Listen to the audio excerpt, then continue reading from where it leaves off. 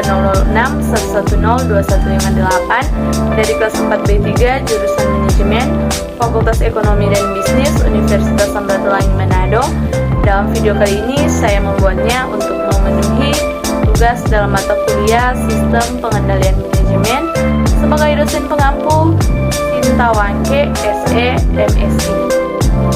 Topik pembahasan kali ini yaitu menganalisa dan menginterpretasi laporan keuangan dalam suatu perusahaan berdasarkan 10 rasio.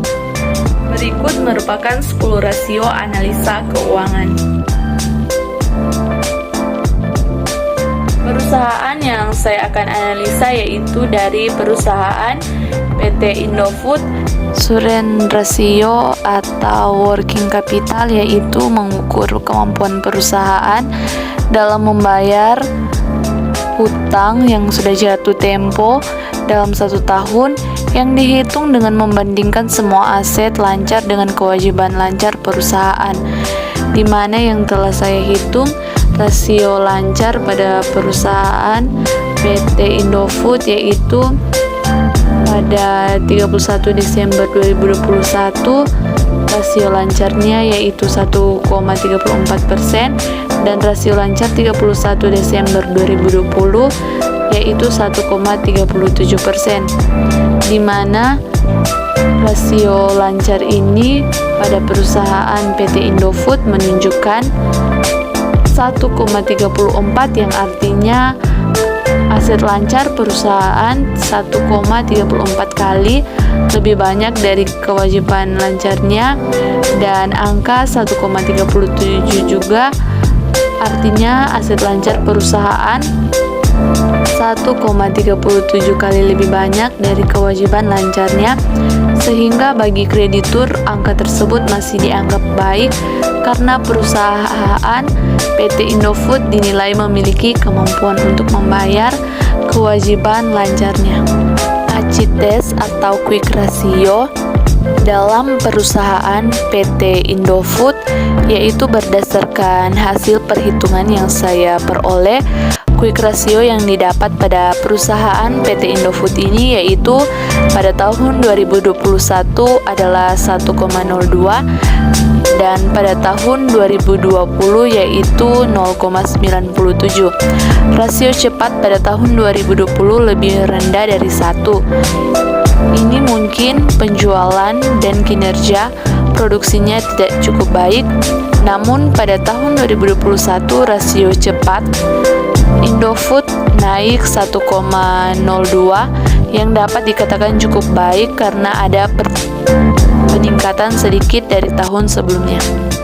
Account receivable turnover atau perputaran piutang yang terdapat pada perusahaan PT Indofood yang saya hitung yaitu 30 Desember 2021 yaitu sebanyak 7,02 kali, sedangkan pada 31 Desember 2020 sebanyak 7,82 kali. Angka ini diperoleh berdasarkan hubungan saldo piutang rata-rata dengan penjualan kredit. Angka ini menunjukkan perputaran piutang yang cukup baik, karena makin tinggi perputaran piutang maka piutang yang dapat ditagih oleh perusahaan makin banyak, sehingga akan memperkecil adanya piutang yang tidak tertagih dan memperlancar arus kas. Pada 31 Desember 2021, jumlah hari penjualan pada PT Indofood dalam piutang sebanyak 52 hari, mengidentifikasikan rata-rata piutang berputar selama 52 hari untuk menagih hutang, maka dapat dikatakan cukup baik. Sedangkan pada 31 Desember 2020, jumlah hari penjualan pada PT Indofood dalam piutang sebanyak 46 hari untuk menagih hutang, maka dapat dikatakan baik karena semakin singkat waktu yang dibutuhkan untuk menagih piutang, maka semakin baik manajemen piutang perusahaan. Rasio perputaran persediaan pada PT Indofood pada 30 Desember 2021 yaitu 37,01 kali, sedangkan pada 31 Desember 2020 yaitu sebanyak 7,02 1,32 kali, di mana angka ini menunjukkan rasio perputaran yang tinggi, menandakan perusahaan PT Indofood tidak mengeluarkan banyak biaya untuk membeli barang dagangannya yang dapat dioptimalkan pengeluarannya.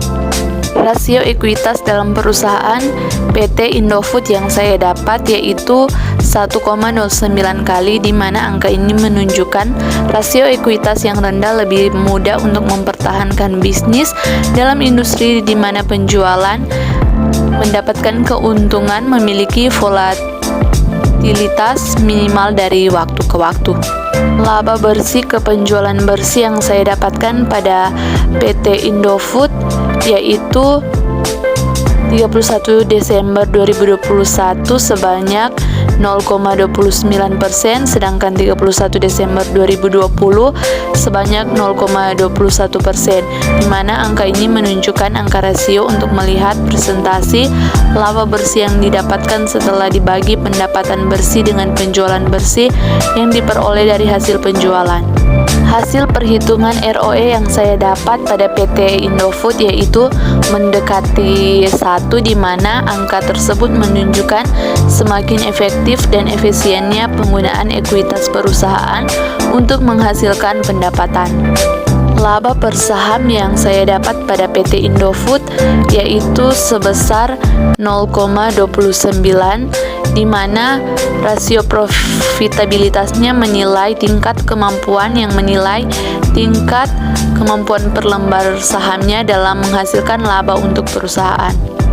Rasio harga penghasilan yang saya dapat dalam perusahaan PT Indofood yaitu 3,44, di mana angka ini menggambarkan persepsi pasar terhadap suatu saham.